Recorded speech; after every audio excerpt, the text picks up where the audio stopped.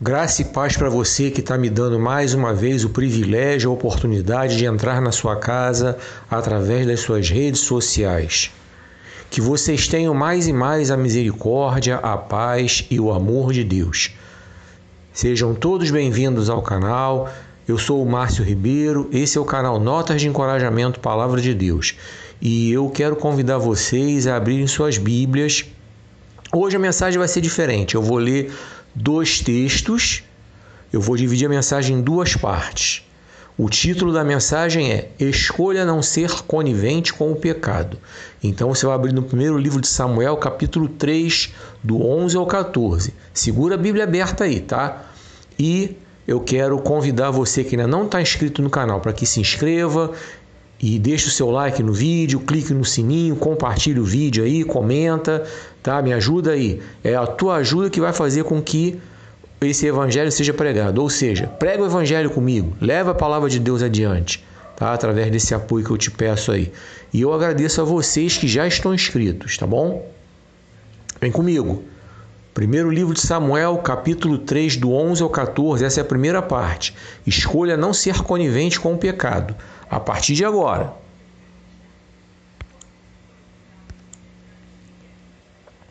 E o Senhor disse: Eu vou fazer com o povo de Israel uma coisa tão terrível que todos os que ouvirem a respeito disso ficarão apavorados.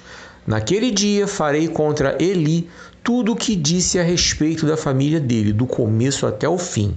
Eu lhe disse que ia castigar a sua família para sempre, porque os seus filhos disseram coisas más contra mim. Eli sabia que eu ia fazer isso, mas não os fez parar.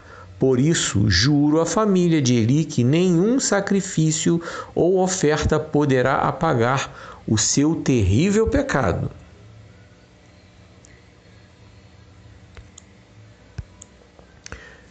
Bom, vamos lá. Aqui nós vemos o seguinte, uma advertência forte que o Senhor deu para Eli.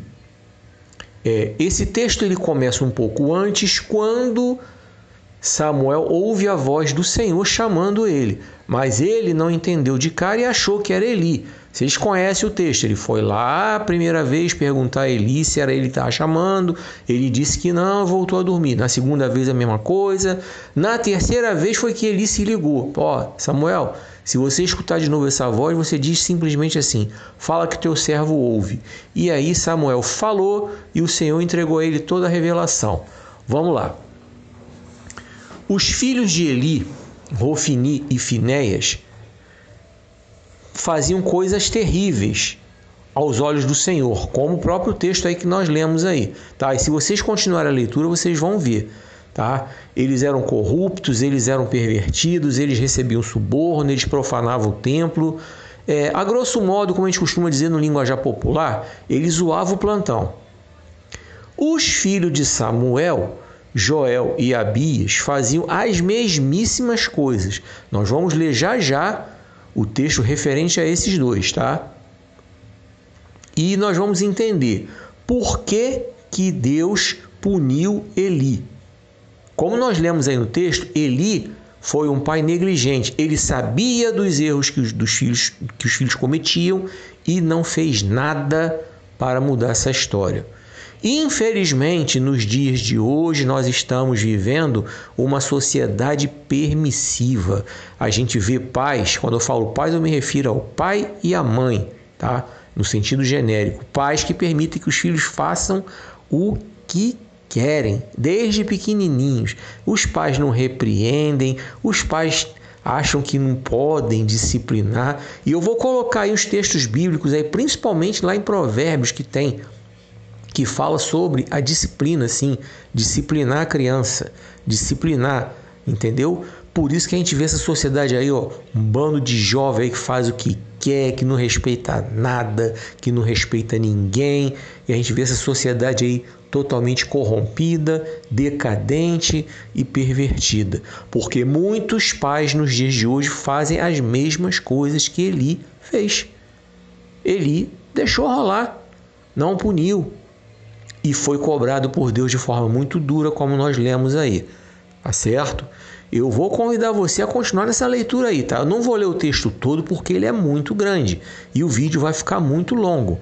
Mas eu quero convidar você a pensar bem nisso aí, tá? A meditar bem, porque a coisa é muito mais séria do que a gente pensa, tá? Para os pais, educar filho é coisa séria. Educar filho implica investimento.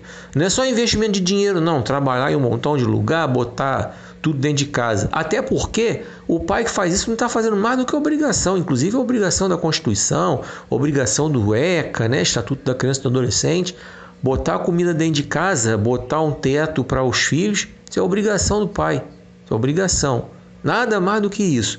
Eu falo de investimento de tempo para conhecer o filho, para educar o filho, para aconselhar o filho, para orientar, para repreender se estiver fazendo coisa errada, tá?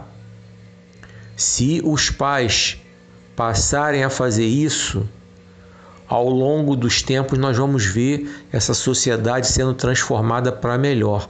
Mas enquanto os pais não se posicionarem e não começarem a tomar a frente daquilo que eles têm que fazer como pais, essa sociedade vai ficar essa bagunça que está aí.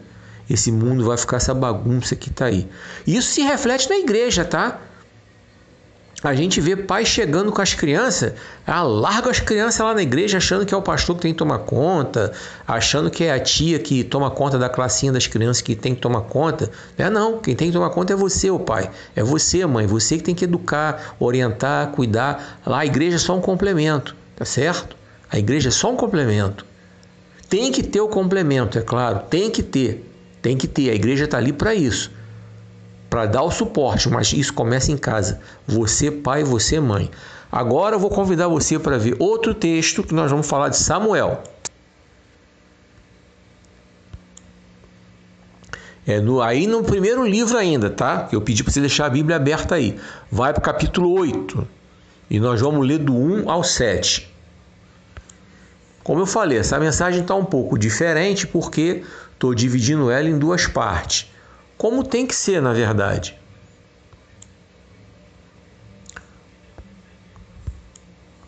Porque é um texto muito profundo. Vamos lá.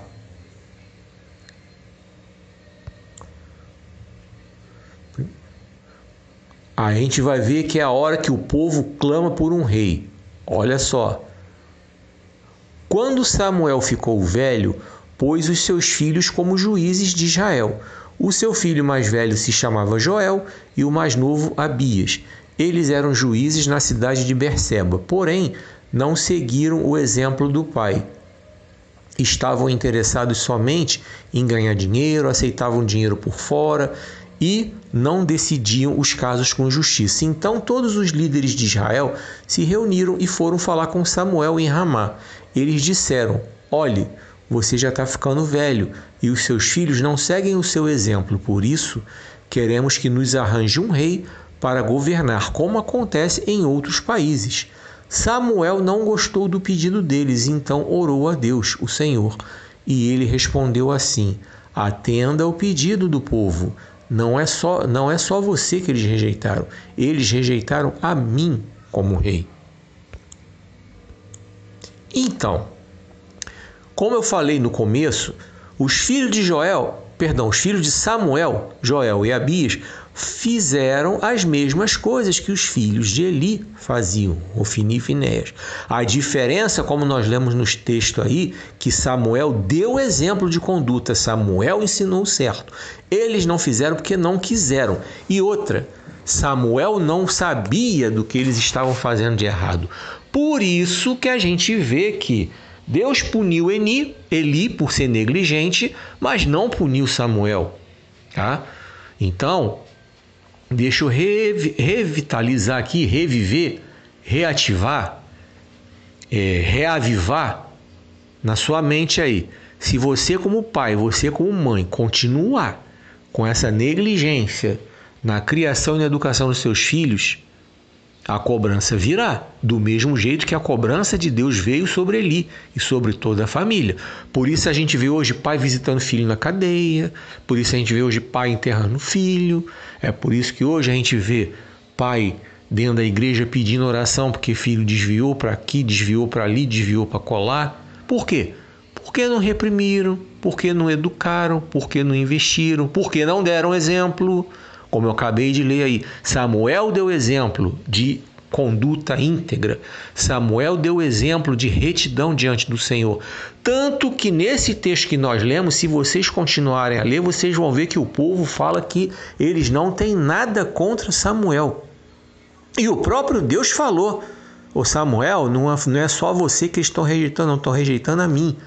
Então, o exemplo de Samuel foi correto, a conduta de Samuel foi correta. Os filhos dele não fizeram porque não quiseram. Os filhos dele não fizeram porque eram verdadeiramente de índole ruim.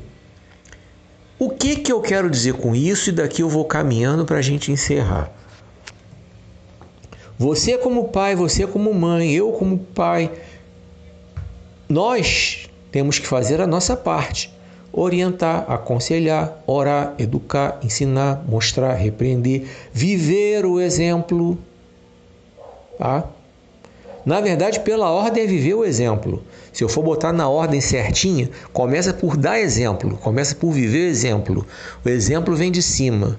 Então, quando o filho vê o exemplo correto do pai e da mãe, se ele não seguir, é problema dele. Se ele, além do exemplo, ele recebe os ensinos, ele recebe tudo bonitinho, e se mesmo assim ele não seguir, é com ele. Você, como pai, você como mãe, você está jogando a batata quente na mão dele, porque você fez a sua parte, você fez o certo. E ele optou por escolher aquilo que é errado, direito dele escolher. Só que as consequências virão somente para cima dele, não virão para cima de vocês como pais. É aí que eu quero chegar. Mal comparando, é como em outras áreas. Por exemplo, tem muita gente que questiona dízimos e oferta na igreja. Que eu não vou dar dinheiro porque vão fazer isso e aquilo outro. A minha responsabilidade como cristão termina lá no gasofilácio. Botei ali, a partir dali eu estou jogando a responsabilidade para quem vai administrar o dinheiro. Se não administrar debaixo da orientação do Senhor, já não é problema meu. A mesma coisa é com relação ao perdão. Quando eu vou à pessoa a quem eu ofendi e eu peço perdão e a pessoa não me perdoa, eu joguei a batata quente na mão dela, já não é mais problema meu. Eu fui lá, pedi perdão e fiz minha parte. Da mesma forma que a pessoa que me ofendeu vem, me pede perdão e eu não perdoo, eu estou com a batata quente na mão. É problema meu. Então é a mesma coisa, tá? É nessa linha de raciocínio aí. Nós temos que fazer a nossa parte. Nossa obrigação é fazer a nossa parte. Então não podemos ser negligentes na formação dos nossos filhos. Não podemos ser negligentes na educação dos nossos filhos. Temos que orientar. A Bíblia diz, tem um texto muito conhecido, vou botar ele aí: instrui a criança no caminho que deve andar. Quando a gente lê esse texto, a gente está falando também relacionado às coisas de Deus. Nossa obrigação é ensinar. E mesmo que de repente a gente ensine, mostre, viva, bonitinho, e quando o filho cresce e não quer saber de andar com Deus, não quer saber de caminhar na presença do Senhor, ficou na mente dele aquilo que a gente colocou lá, ficou. Ele lembra que ele ouviu o texto bíblico, ele lembra que tinha culto na casa dele, ele lembra que o pai levava para a igreja, ele lembra que o pai dava bom testemunho. Quando eu falo pai, o pai e a mãe, tá? Ele lembra, ele sabe, entendeu? E ele pode ter tomado a decisão equivocada, entendeu? Mas ele sabe, ele recebeu as instruções. E certamente o Espírito Santo, volta e meia, está lembrando a ele disso aí, entendeu? Às vezes ele pode não ter força para voltar, e aí cabe a você como pai ou você como mãe, muitas vezes ficar ali, no secreto, orando, no secreto, buscando, no secreto. Entra no teu quarto, fecha a porta e ora, né?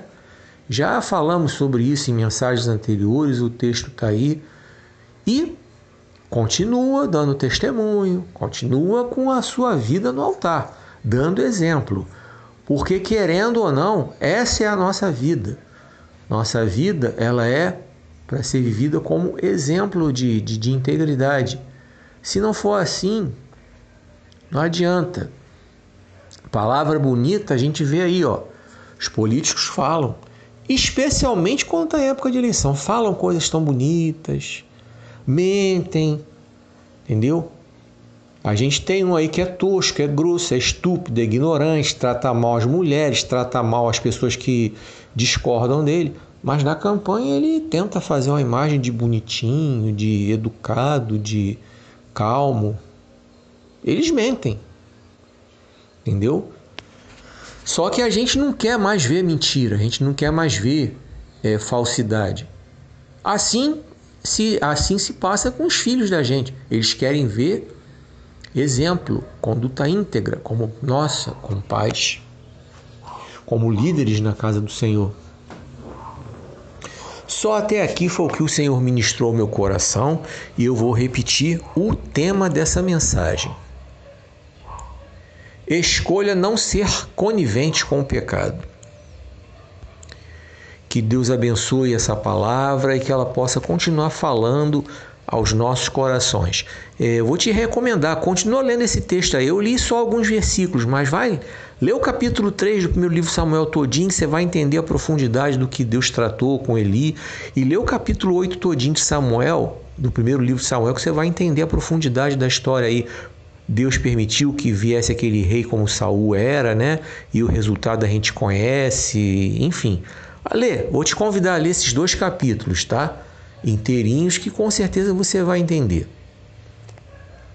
Bom, vamos lá. Eu esqueci de falar no começo do vídeo, coloquei o texto lá e eu vou reiterar. Combata essa praga diabólica que é a disseminação de fake news. Eu estou botando os textos aí direto. Se você verdadeiramente é uma pessoa do bem, é uma pessoa cristã, é uma pessoa temente a Deus, eu estou botando os textos bíblicos aí, siga o que a palavra de Deus ensina sobre a fake news. Tá aí o texto, não preciso ficar falando quem é que divulga fake news, a gente sabe quem é. A justiça já está cuidando disso aí, a justiça já está investigando, a justiça já sabe quem é. Só vai pegar as provas para depois punir. Se tiver que botar na cadeia, que ponha, mas deixa isso quieto, não é o assunto aqui. Siga a Bíblia, combata as fake news. Eu quero agradecer a você porque você ficou até aqui. Eu quero agradecer a sua atenção. Eu quero agradecer a cada um de vocês que já se inscreveu no canal. E eu quero mais uma vez reiterar o convite aqui. Para quem não está inscrito, se inscreve no canal, clica no sininho, deixa o seu like, curte o vídeo aí, comenta, compartilha, me ajuda a pregar o Evangelho através desse canal, me ajuda a levar essa mensagem adiante. Quando você faz isso, você está pregando a palavra de Deus, você está levando essa mensagem adiante. E é isso que a gente tem que fazer. É para isso que a gente foi chamado. Espero cada um de vocês no próximo vídeo e que o Senhor te abençoe e te guarde, que o Senhor faça resplandecer o seu rosto sobre ti e tenha misericórdia de ti. Que o Senhor sobre ti levante seu rosto e te dê paz.